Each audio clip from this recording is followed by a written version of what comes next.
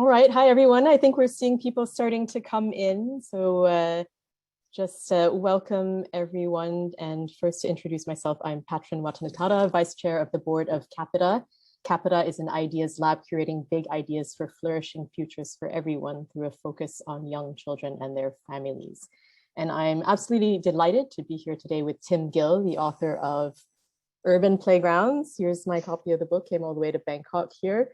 And Tim, I don't know if you know this, but I first met you through your website, actually. And this, I think, was about 7 years ago when I was a consultant for the Bernard Van Leer Foundation, which is a foundation focused on early childhood, which has spent the last 50 plus years trying to bring other sectors and other disciplines into supporting better lives for young children and their families, a bit like Capita's approach.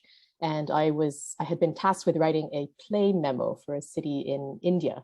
And I had to do this in about 4 days, as you do for these sorts of things. So I was like, oh, typing into Google as you do. And I think your website, Tim, was one of the first that I came across. And I spent a long time on it, reading through your entries and thinking, oh, that's so interesting. Oh, this is so clear. Oh, gosh, I didn't know that. And fast forward to 7 years later, still a big fan of your work, and I've had the pleasure of being able to work with you while at the Bernard Van Leer Foundation. And so really happy to be having this conversation with you today. So thank you again, everyone in the chat for joining. Please feel free to introduce yourself by typing your name and location and affiliation into the chat box if you'd like. It's always fun for us to get a chance to get to know who's on the call.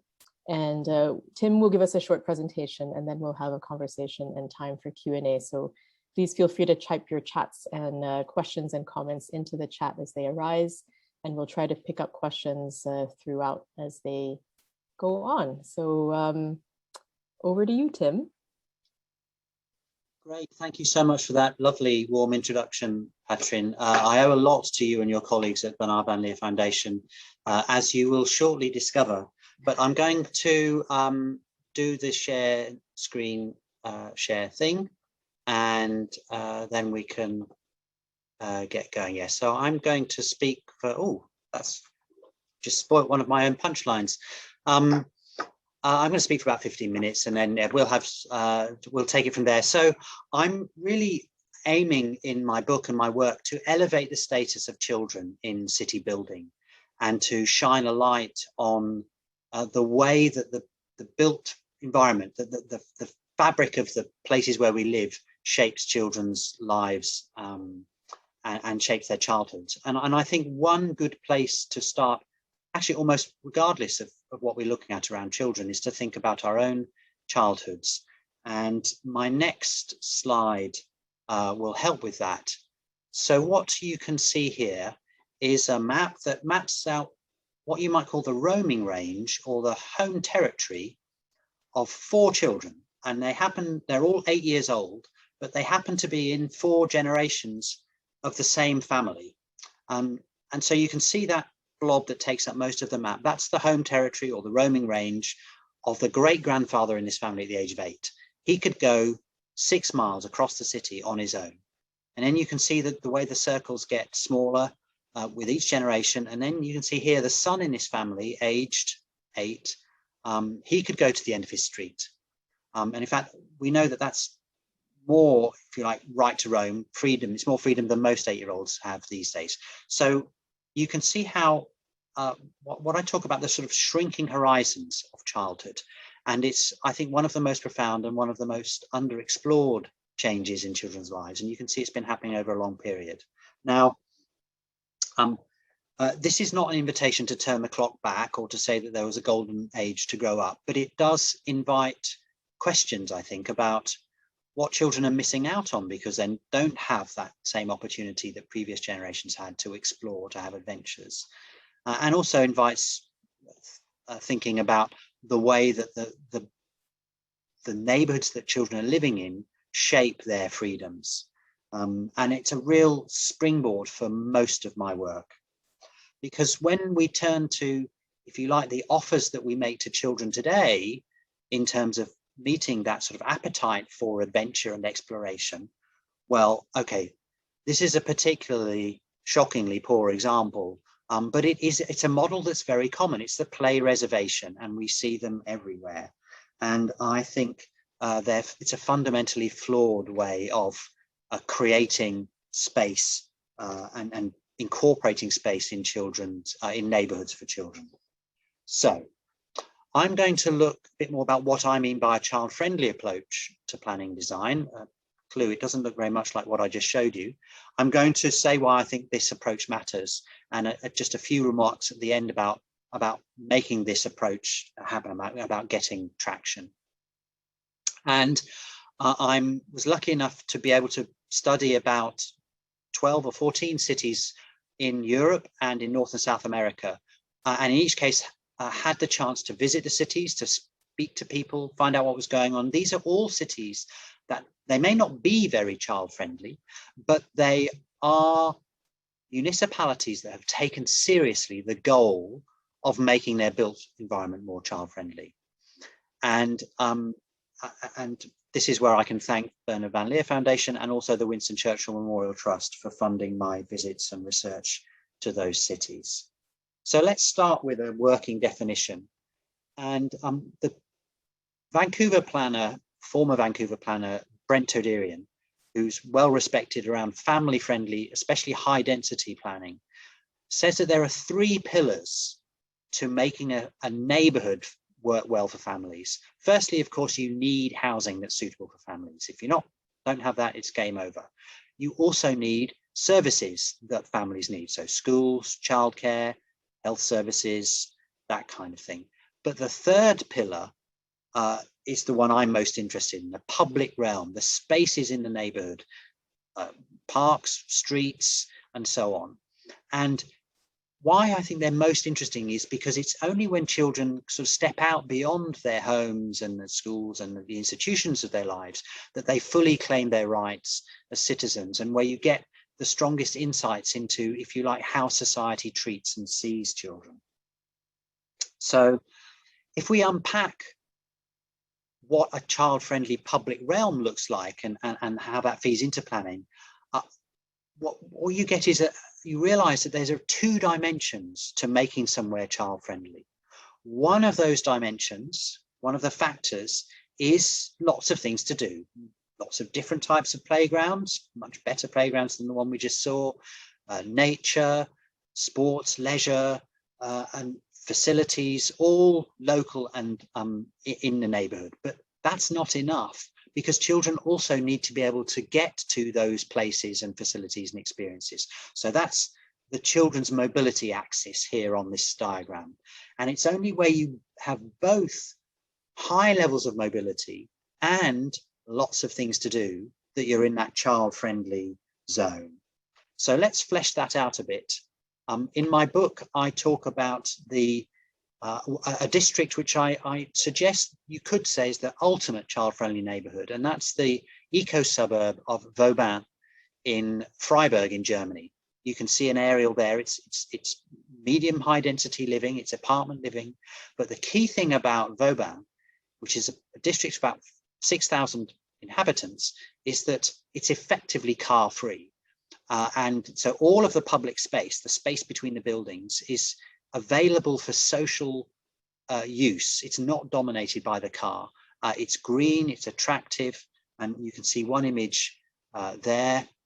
Here's a couple more images that give you more of a flavor of what's going on in the space between the buildings in this neighborhood. And I visited this district twice over the years, and both times I can assure you, what's striking is the number and variety of people out and about, children of different ages, with and without their parents, older people, all active and visible and enjoying and getting around on foot or by bike in this district. So in my book, I boil down what I think are some of the key design and planning ingredients of an idealized version of Vauban. And I put them in this diagram here. I'm not going to talk through this diagram, but I will just say that kind of one of the ways of seeing it is that you've got a basic sort of skeleton of a progressive, sustainable, compact urban form, and then a sort of child-friendly layer on top of that. So that's a picture I want to offer, and a kind of lighthouse, a sense of direction for you. I'm going to talk about one other city that I visited, and I devote a whole chapter to this city in my book, and that's Rotterdam. And the interesting thing about Rotterdam is that about 15 years ago, there was a survey of Dutch cities that showed that Rotterdam was the worst city in the Netherlands to bring up a child. And that is not a league table that any city wants to be at the bottom of. And the city leaders realized that they needed to do something about it. So they ran really a succession of strategic programs to make Rotterdam more child-friendly. And in the book, I talk about one neighborhood in particular, which was a sort of demonstration project where a little bit like a retrofitting of what we saw in Vauban, of weaving in interventions like schoolyards, public play areas, greening streets, widening pavements, opening up sports areas, that all knit together to, remember, increase the offer, the things that children can do, but also make it easier for them to get around. And Rotterdam also, so here's a couple of pictures, a nice, quite eye-catching approach to taming traffic in this neighborhood, which is a disadvantaged part of the city, just outside the city center. And they also embedded this approach into their planning guidance. So they would have guidance that required planners and developers to look across a neighborhood, figure out, where were the busy streets, where were their deficits in space, and where were their opportunities to make improvements. And one of the interesting things about this intervention, this whole program, is that they did indeed find that those target neighborhoods were attracting families back into the neighborhood, and they were measuring those outcomes. And I just want to make a mention of one more city before I go on, and that's the only American city that's a case study in my book, and that's Boulder in Colorado. And one of the hallmarks of Boulder is that it has an NGO which is called Growing Up Boulder, which works closely with the municipality, particularly getting children and youth participation for projects. And this is a creative downtown public space project that the city ran. And one of the things the city found out was that bringing children's voices into the process helped to kind of raise aspirations and to combat some of the resistance and some of the vested interests that would otherwise dominate the conversations. So why, I just wanted to give a brief mention to this program from Kaboom. Sadly, I wasn't able to share this in my book, but I think it's well worth watching. A set of interventions around threading play into unconventional places like bus stops. So when I looked at the cities that I studied, I wanted to find out why they were doing what they were doing, why this idea matters. And broadly speaking, the cities I looked at fell under three clusters in terms of their rationale. A group like Rotterdam were interested in hard-nosed realities of the economy and the demography of their city. How can we attract, retain families and keep the city vibrant for the future? Then there was a second cluster of cities whose interest was around sustainability, and they grasped the insight that a child-friendly neighborhood or city is a sustainable city. It looks and feels green, compact, easy to get around. And then there was a third group of cities that had a strong focus on children's rights, a bit like Boulder, and also on children's health and well-being. But the interesting thing was, as you can see from this diagram, most of the cities that I looked at could see win-wins.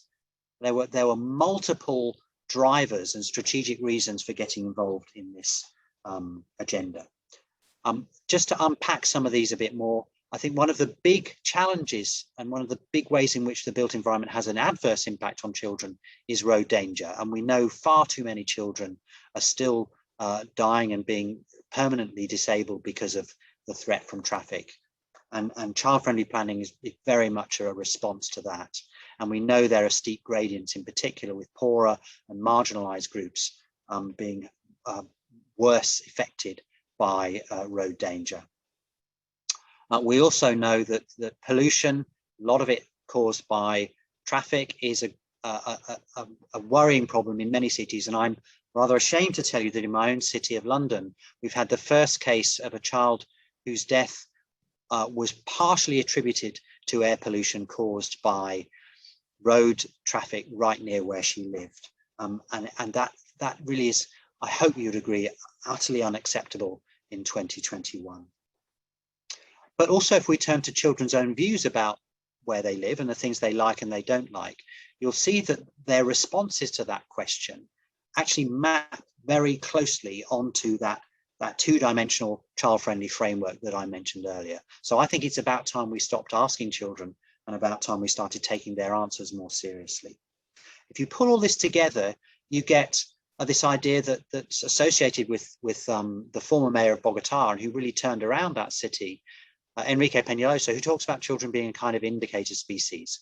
And I think that's not just a figure of speech. Again, hark back to Vauban, that if you see a neighborhood where children of different ages are active and visible in the public realm, that's a sign of the health of that habitat, in the same way that, you know, if you see salmon swimming up a river, that's a sign of the health of that habitat. So how do we make all this happen?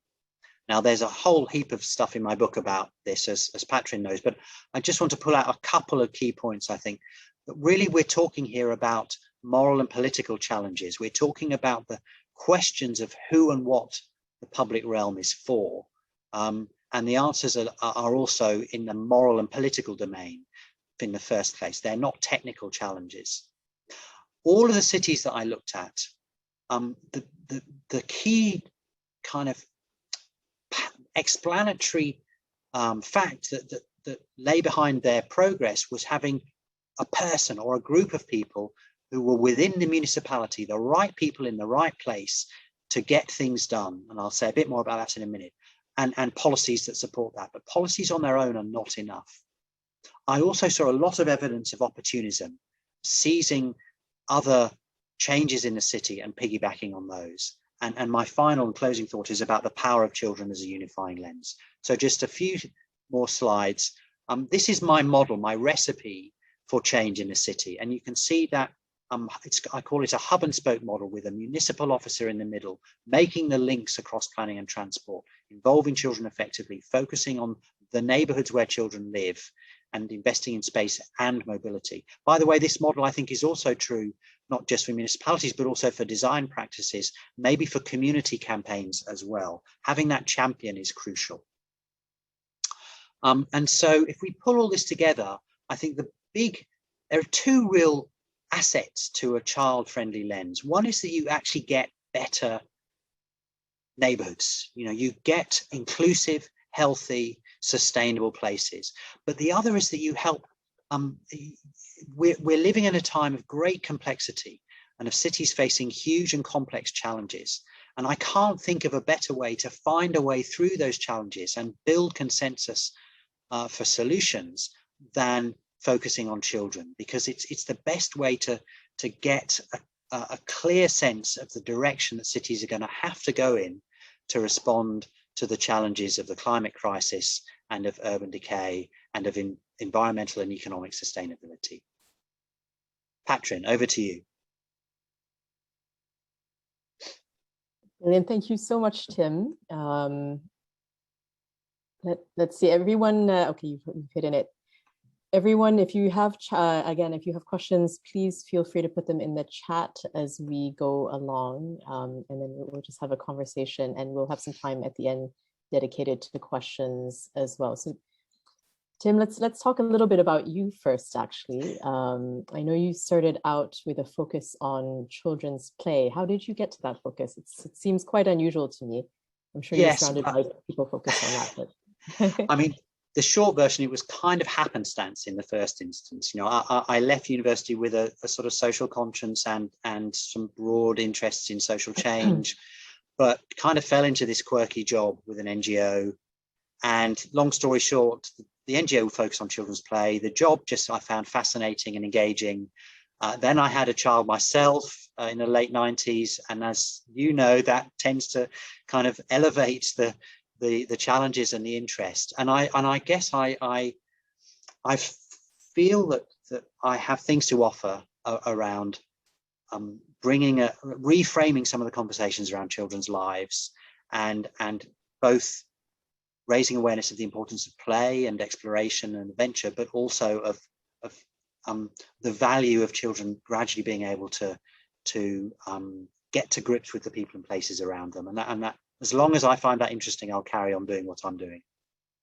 Sounds like a good reason to do things. We've actually got a couple of questions coming in already that are actually about participation. So maybe we can do those first before we get into the planning and built environment stuff. But we've got a question from Marissa about how did you obtain youth feedback? And then from Ashley on behalf of Jackie, could you explain more about the Boulder project and how they highlighted the children's voices? So those are the two ones that are specifically about getting kids' insights. Okay, so in my studies to cities, I tried, sometimes with some success, to meet children. Not the easiest thing to do from a long way away, but I did succeed in going on a couple of neighborhood explorations sessions with schools that I visited, and I must confess I'm pretty well across the literature, and there's a lot of literature on children's views on cities. One of the things that I say in my book, and I think I briefly alluded to it in my presentation, children are remarkably consistent in what they say they want and what they like and don't like in the neighborhoods. Different ages of children, different parts of the world, different cultural backgrounds, and I think one of the things that I could see was that some of the child-friendly world has an almost exclusive emphasis on children's participation, on how do we get the formal voices of children into the debate, and says almost nothing about the outcomes that we want to achieve. And in my book, I said we really need to take a step back. We know what makes a neighborhood work well for children. We know what they want, and also what makes for a healthier, happier childhood. Isn't it important to bed down and say something substantive about that? And that was an important way for me to kind of take that conversation on, because the sad fact about the if you like, the participation purist movement is that it's been going for decades now. It's been supported by UNICEF and academics and advocates around the world, but has demonstrably had little impact on the built form of cities. And I think that was a real concern for me, was to take a wider sense of how we can make a difference and build on what we already know, rather than in effect kind of going back and reinventing the wheel over again. Right. So I see what you're saying in that it's pretty clear what children need. Do you think then that there's no point in getting their feedback, or do you think that's something that's still a good thing to do as long as you're also acting on it? No, I absolutely think it's a good thing to do. Children are still marginalized. Their opinions and views are rarely taken into account. And when they are, it's on the rare occasions when it's often tokenistic. But I think that involvement has to be effective. I think it has to be constrained. So there has to be some understanding of kind of what's up for grabs and what isn't. But I'm a big believer in children's participation. I think it has a whole load of benefits. One of them is simply confronting adults with hearing directly from children these views. Yes. I think has a power, a political, a moral force that you don't get if it's just conversations between adults. Also, we know that children are actually very creative and can often come up with ideas and insights, especially about their own lived experience, that adults might forget. So no, it's both and. It's not either or. Got it. And can you say a little bit about what you think they did well in Boulder specifically? Yeah. We've got a question about that. And I think there was a mention about mobility in Boulder as well. I sadly wasn't able to visit Boulder, but I've had a lot of contact with the Growing Up Boulder people, especially Mara Mintzer, but also who is the sort of the figurehead and the spokesperson and the driver of Growing Up Boulder. And she has a wonderful TED talk, which people really should watch. But what I hear is that, so for instance, that downtown project, which was more extensive than I showed you, one of the things that came out was that children and youth were worried about just having cycle lanes that came through that then would potentially lead cyclists to dominate those routes. And so they argued for separated routes, which we know is actually good practice anyway. And so there are now segregated cycle routes through this downtown public park. So I think that is again a good example of how the voices of children can lead to better outcomes for all of us, and can also lead to perhaps a kind of reining in of some of the vested interests that you sometimes see. And by the way, I also think that the projects in Boulder have been very strong on the kind of diversity and on making sure that marginalized groups, youth of color, for example, are properly engaged and brought into the process, because we know that can be a challenge. Let's talk a little bit about that, since I think it's a topic of great interest to all of us on this call. I think, as you say, there's a piece about engaging diverse groups of children. Can you say a little bit more about what Boulder did well on that front? Yeah, compared to other cities, for example? Sure. Well, the first thing, I hope this is uncontroversial, but everybody wants to live in a nice place, right? Everybody, no matter what your background or your position in life or your culture or your ethnic group, you want. And I could see this, and I've seen it in some of the cities that I visited. I went to favelas in Recife, where families were desperate for their kids to be able to get out and play. So that is, I think, a universal everywhere. But we also know that because of how decision making works in lots of municipalities, if you just rely on kind of reactively getting proposals from communities or whatever, then those with the loudest voices tend to get the biggest audience. And so one of the lessons that the cities that I looked at brought home, sometimes by not doing this very well, was the need to have equity sort of baked in from the start. In societies where there's a big free market, where there's a big market, a free market for housing in particular, places that start to get improved and be nicer for kids and nicer for families, families move in, the families that can afford it start buying property or paying the rents, and you can get quickly into a cycle of gentrification. And I think we have seen that in some cities, in particularly in the States, but also in some other parts of the world. So, lesson number one, programs need to proactively bake in a focus on equity to support marginalized communities to get involved. Secondly, I'm sad to say this, but you don't solve inequality through these sorts of interventions. You can mitigate their impact, but actually, if you really want to tackle housing inequality, you have to look at your housing market. And for instance, Rotterdam is a good example. Rotterdam, the majority of people who live in Rotterdam live in subsidized housing. And also the subsidies are set at the national level. So you don't have the same market forces in play. A neighborhood can, get improved, and families can even, start to move in, but the rents don't rise, and the prices of properties don't have the same impact, because you've got that strategic management of the housing market. And I know this is a tough, it's actually a little bit outside of my pay grade, but it is clear if you look at cities like Singapore, Vienna, this is the lesson that you will only stop rampant gentrification and the downsides of gentrification by having a managed housing market. Yeah, and I can completely see this is sort of out of the scope of this work. Yeah, I wonder if you're thinking about the scope of this work, are there ways that you can, for example, choose where you do these interventions in ways that support? Precisely. So if I were advising a municipality, and that may happen, I would be saying you have to make sure that your programs aren't just driven by, in quotes, kind of community appetite or community action.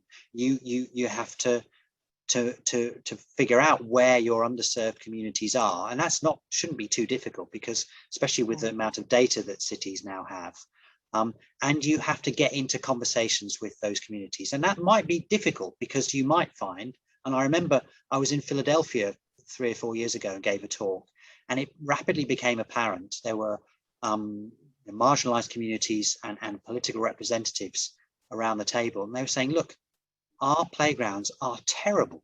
They are completely ignored. The city isn't doing a decent job even keeping them clean. What is all this about greening them up and having natural play?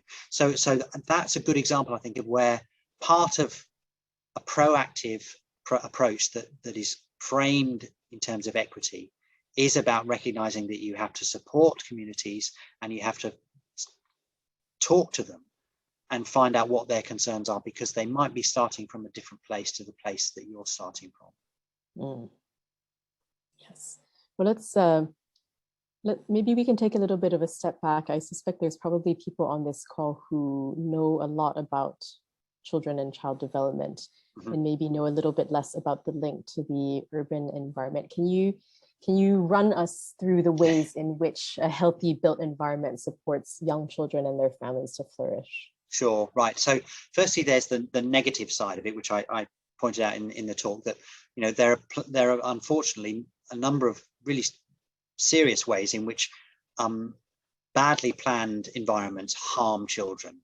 And in case you missed it, if you look around the world at children, young people, young adults aged between 5 and 29, the biggest killer of children is road traffic and road danger. And even with younger children, and so some of that is about young drivers, but even younger children, it's still a major cause of death and damage in life. So but let's look a bit more at the positives. There is growing evidence of the health benefits, for instance, of spending time in nature, of having good access to green places nearby. And I would hope that for many of us on this call, that's something that we've learned in the last year, that those of us, and I am one of those people who's lucky enough to have attractive natural green space near where we live. It's been a solace for us. It's been a kind of crucial support for our own mental health and our children's mental health at a time of great stress and challenge. And of course, part of that is broader benefits of being outdoors and in natural environments, but part of it is about play and about all of the good things that happen when children have space and time to play. And again, there are reams written about that, but I guess one of the things I wanted to highlight in my book was that it is through playing that children gain a sense of their own capacities and of themselves as people who have some say over their lives. Some of this stuff around executive function, of self-efficacy. I am somebody who can respond to challenges, who can bounce back from everyday setbacks, who knows how to navigate social situations, who feels a sense of their own worth in their neighborhood. And I think these are not that easy to capture.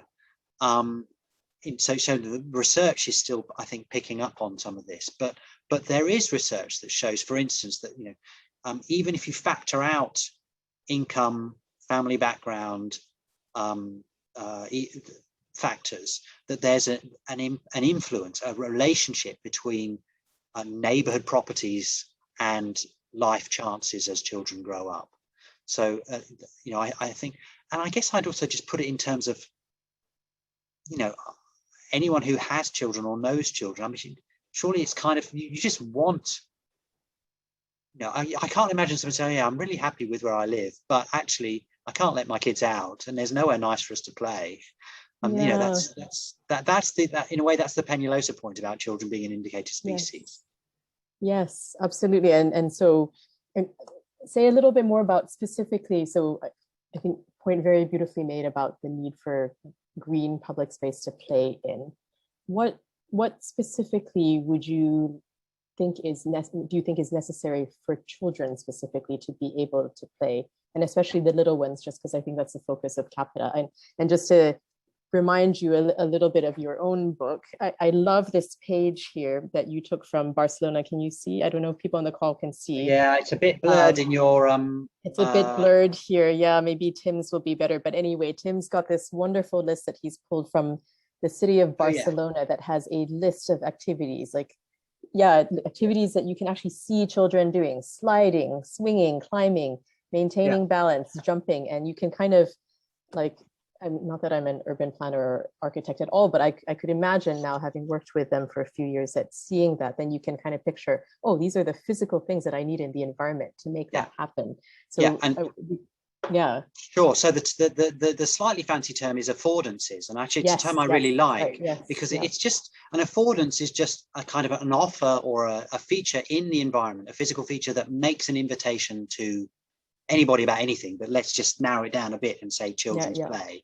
And so you can come up with that list of play affordances, and the nice thing about that is that it gets you away from the model, the very restricted model that what you need for kids to play is a play area with a swing and a slide and a spinny thing and maybe a sand pit. And you realize that that there are many ways in which children can environments, features in the environment can offer children play stimuli: slopes, ditches, small gaps between things that children can jump across.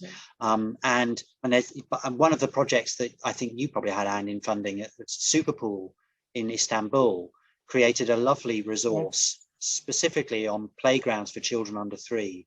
It's a really simple black and white. You can download it as a PDF. There's a link in my book, but that has a similar list to the Barcelona list. And I think it really, it's not that difficult to design a space for younger children. It's actually harder, I think, for older children and teens, but it's difficult to weave them into the neighborhood. And I think, so that again is where the second dimension of that axis comes along. We know, and again, the work at Bernard Van Leer Foundation has been great on this, that families of young children have very different mobility patterns, and the constraints on their mobility are completely different to, single working adults.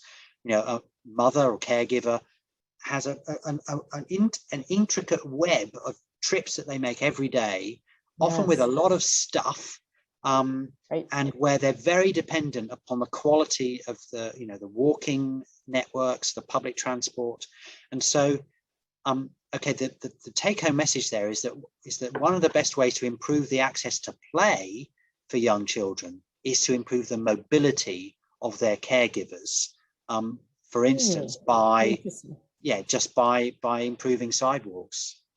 Right. Yes. Or to your point about the different times of day when, say, mothers are traveling, just making it more accessible then. Fascinating. And the Bernard Van Leer Foundation model, that the sort of child priority zone, which is again a diagram that's in the book, it's not that different to the diagram I showed earlier with the features of but one of the neat additions to it is a kind of, I think it's an anchor institution. So a school or a childcare setting or a health setting that both, we know that that's going to be a kind of honeypot. It's going to be an important destination in its own right for families.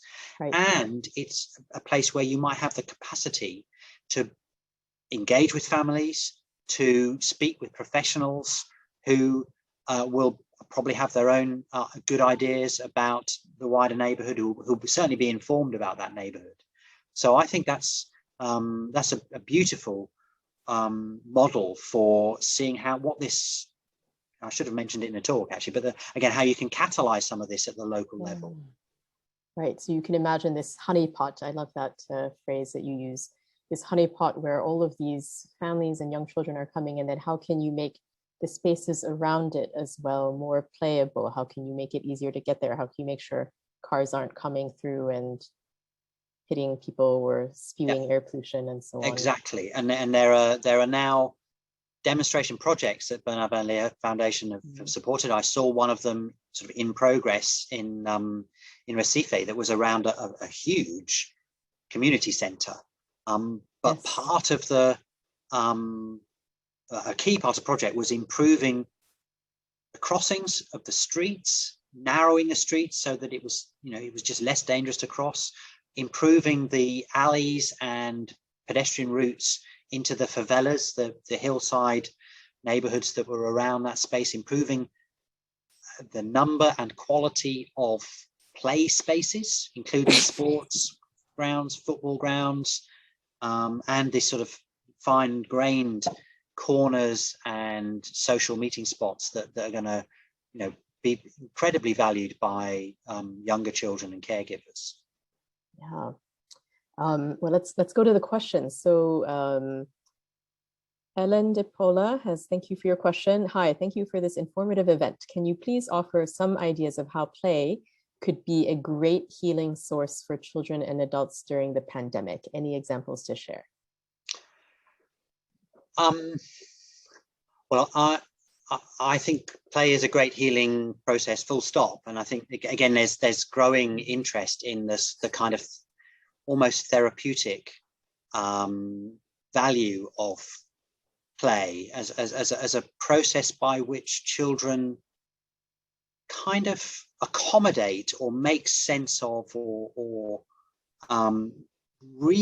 almost reshape their understanding of the universe around them in ways that feel less scary. So we saw in the beginning of the pandemic, and I think through it, a lot of children's play started to incorporate, themes of infection, of disease, of, actually that's what, tag or chase games for centuries have been a sort of sublimated or, kind of, it's about making safe something that's scary and dangerous somehow.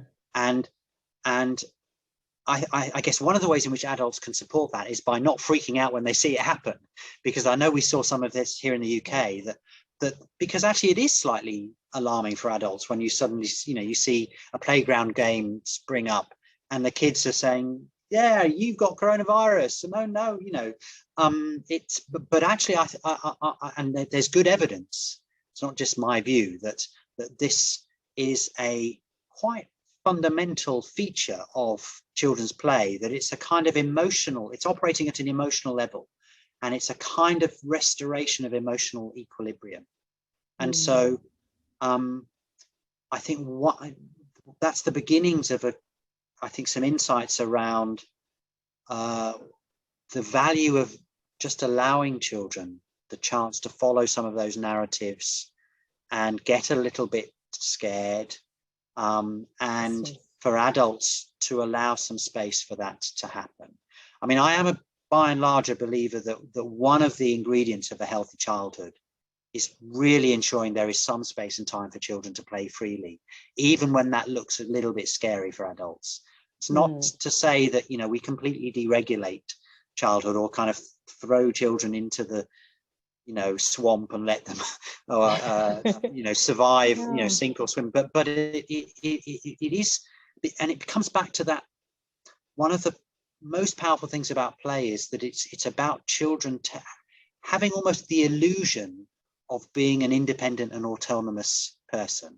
Now, of course, children are not. They remain dependent on adults in many ways, but what they get is a taste of autonomy, a taste of freedom, and a sense of their own capacity to respond to, make sense of what's going on around them. And I think there's a great deal of value in adults just respecting and honoring that it's a kind of survival instinct, and paying attention to it and reflecting on it, and maybe, of course, watching out. But okay, so I'm just going to share an anecdote. This is actually from another side of my work, which is around risk and taking a balanced approach to risk in learning and pedagogy, and especially outdoor learning. And I visited a kindergarten in Toronto a few years back, where they were very keen on outdoor play. And the principal, it was a mixed ordinary state, kindergarten with a mixed, diverse intake. And one of the things that the principal got her staff to do when they were outdoors with the kids was to follow what they called the 17-second rule. And the 17-second rule is that when they see a child who seems to be in some difficulty, you know, maybe they've fallen over, or maybe they have an argument with another child, or they're getting distressed about something, they wait 17 seconds before they step in. Okay. I don't know why it was 17 seconds. Okay. Maybe it just kind of I was going maybe to just say. comes off the tongue. Yeah. And of course, it's a rule of thumb. But what they found, I spoke to some of the staff about this, was that 99 times out of 100, whatever it was that was causing that distress, the child could figure out for themselves and move on from it. And they didn't need an adult to step in. And I thought that was a really compelling sort of practical demonstration of this sort of faith in the power of kind of play and taste, and that sort of taste of autonomy and freedom as part of giving a child a rich diet of experiences for where they can learn and grow. Yeah, that's such an interesting take on healing as well, somehow, just coming back to the original bit of the question. Thank you. Here's another question, which is slightly related, taking freedom in another direction. Do you know of any cities where children's mobility needs are written into their legislative or operating framework in the way that equity is now becoming part of how decisions are made? Very good question. Yeah, yes. I mean, it's slightly broader than mobility. It's really giving children a voice in planning. So transport and, if you like, land use type planning. So Norway has long had legislation to that effect. So municipalities have a duty to do that, and there should be a person in the municipality, typically in their planning department, who has that brief. Now, I found in practice in Norway to involve children and be an advocate for children in the context of planning and transport. So it's not just, so it's not schools, it's not, child protection, it's planning and transport. Now, in practice, I had the sense that that was not always particularly strongly supported. And in fact, there's some interesting work going on in Norway about how they can revive that focus, because it sort of came in the 80s and 90s and then started to fade. And that's something that you see quite often in the cycle of public policy. But so Norway has that. Wales as a country, so remember in the UK we have 4 nations now. Wales imposes a duty on municipalities to basically plan for children's play. So there's a requirement to assess and provide for children's play. Again, I think we don't know enough about what that looks like in practice, but there's a few interesting examples. They didn't make it into my book, but maybe if there's a second edition. I've heard of, for instance, one municipality in North Wales that's done some really nice work in a housing area, a social housing area, a little bit like a smaller scale version of Rotterdam, threading in nice play spaces, social gathering spaces for children into that housing area. Just trying to think if there's anywhere else. Germany has actually quite robust. Again, it's often framed in terms of participation. So at the municipal level in Germany, there's a requirement for children to be involved in planning decisions. And I could see that in Freiburg. And I write about, there's an NGO in Freiburg. It's actually not unlike Growing Up Boulder in that it has a brief to involve children in municipal planning decisions. So you can find examples, and you can have lessons to learn from those for sure. Great, and let's staying with that theme of how change happens in a city, and I know you addressed this in your presentation. I think this question about legislation and policy and so on is really critical. I think one of the interesting things about your book and all of the rich tapestry of examples that you provided is that there are so many different ways of making change. And even in just the 10 that you had, I thought it was really amazingly diverse. And I was wondering if you could tell us what you think are the top 3 success factors that you saw in the across the 10 cities that you worked in. Yeah. So there was almost always a person or a team in the municipality that had a brief that if you, in effect, they had a kind of sign outside their door that said child-friendly planning and design. It may not have been called that. Sometimes it was called Urban 95, you know, city like Tel Aviv that had that. And so you know, you had that. I think you also saw, the second thing, an opportunistic approach by that team or people. You know, it's different cities have different pressures and strategic, you know, issues. And again, my book tries to capture some of that. And to give you a concrete example, in Ghent, one of the cities where there was indeed a child-friendly team, 4 people in the team. This is in a city with a population of just 250,000.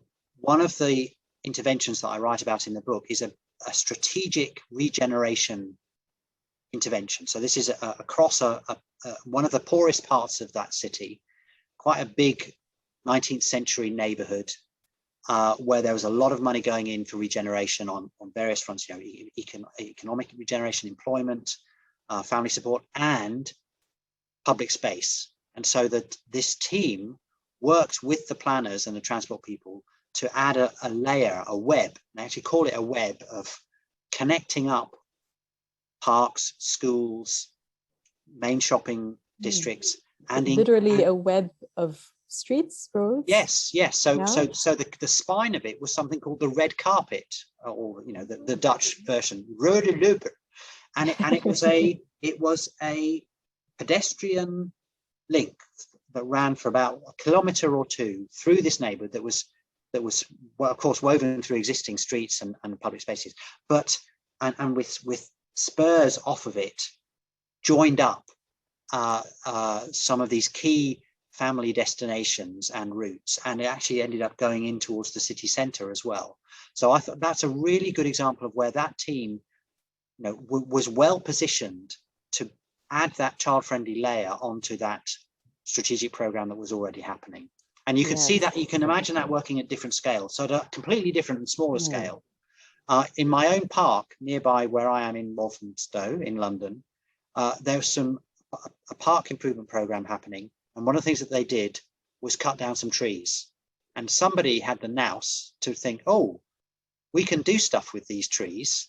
And so they actually built a rather lovely, quite adventurous and extremely low cost play space out of the trees that they were cutting down in another part of the park. And now that didn't quite make it into my book. Well, the idea is in the book, but I think at a much more local and small scale level, that is another example of opportunism. So that's the second. What third thing might I say? Well, I generally say, you know, it's a little bit like surfing. I think in that, I think those of us on this call, I think one of the things is you know, we have to be ready for the opportunities that come along. They might not be happening right now, but there will be a time when, you know, the weather is right, you're in the right place, those waves are coming in, and you've done the training and the background and the research, and you've got the data. So data is really valuable. You've got an idea of what might work from other similar contexts, and you're ready. And hopefully that's the point where you can catch that wave. In a lot of my work, I can see that that's one way of kind of, you know, it's one metaphor for what happens. And for some of the people on the call, I can imagine that they're hearing all this and getting very excited and inspired. What would you advise them, or I could say even us, really, to do if we are people that are, I think, naturally inclined to advocate for children? And you mentioned the importance of having a group of really dedicated people in the municipality. What are some great ways that you can get people sensitized to why you would want to have cities be better places for children and families? That exercise that I hinted at right at the start of my talk about thinking about our own childhoods, I have found that very powerful. And when I'm with a group of adults and I want, you know, on a project, and I want to get them thinking about how a space or a neighborhood might work better for kids, I get them to talk about the places they used to play and the kind of memories they have of childhood. And I have a very concrete example of how that's helped.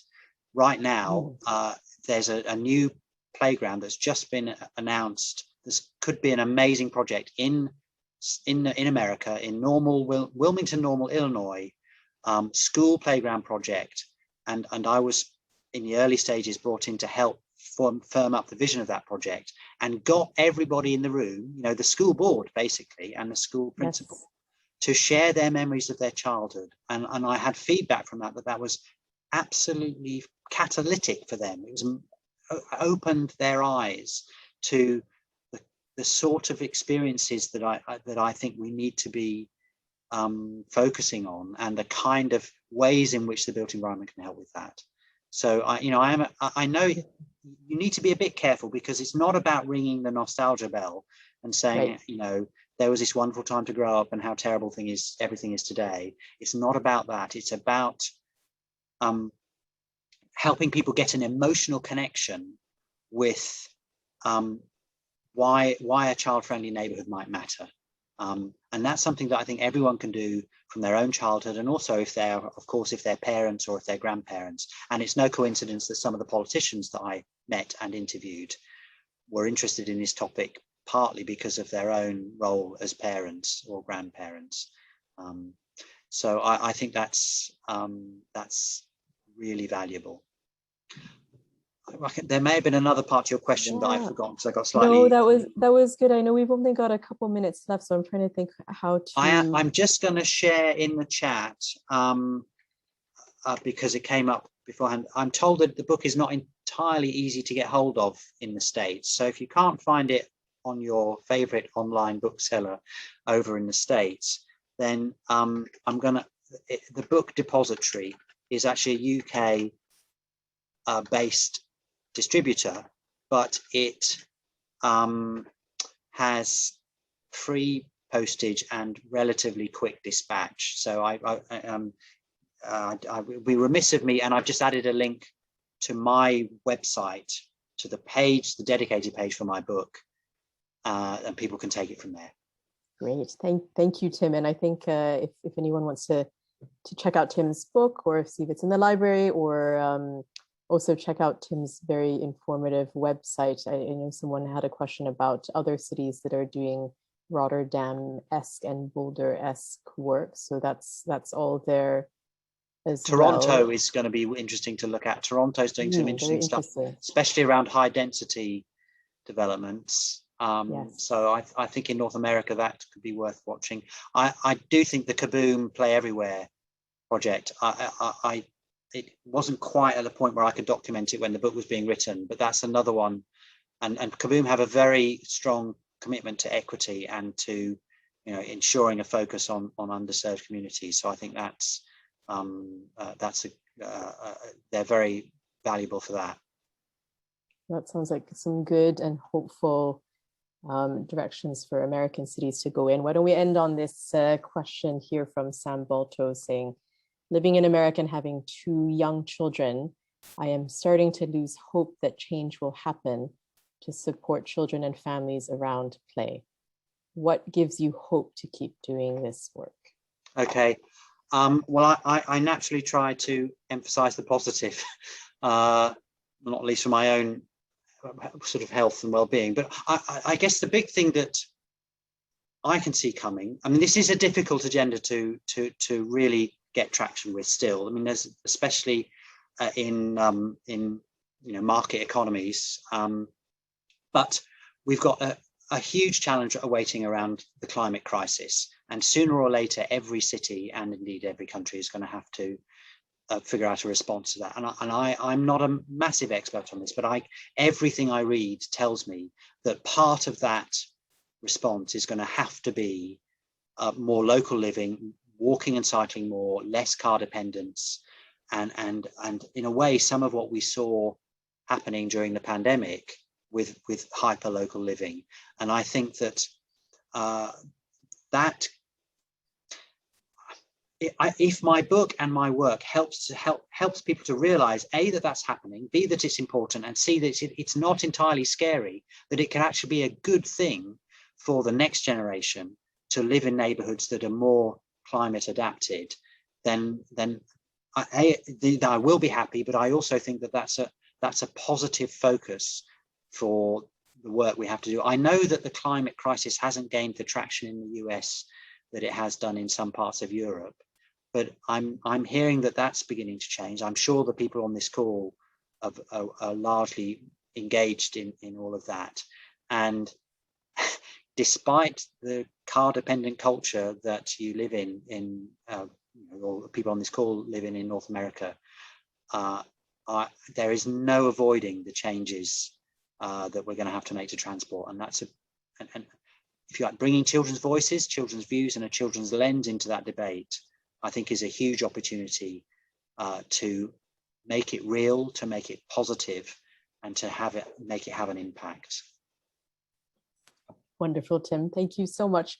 Thank you everyone for taking this hour out of your day to join us on behalf of Capita. And you can continue to follow Capita's work on its website at www.capita.org. And thank you all for being here. And thank you most of all, Tim. Thanks, folks. And I just realized I should have been sharing stuff to everybody and was only sharing it to you. Yes, I did it. Yeah. We got there. Great stuff. Yes. Thanks very much, Patrin. Thanks, Joe and Capita. It's been a real treat. Thanks, everybody. Bye.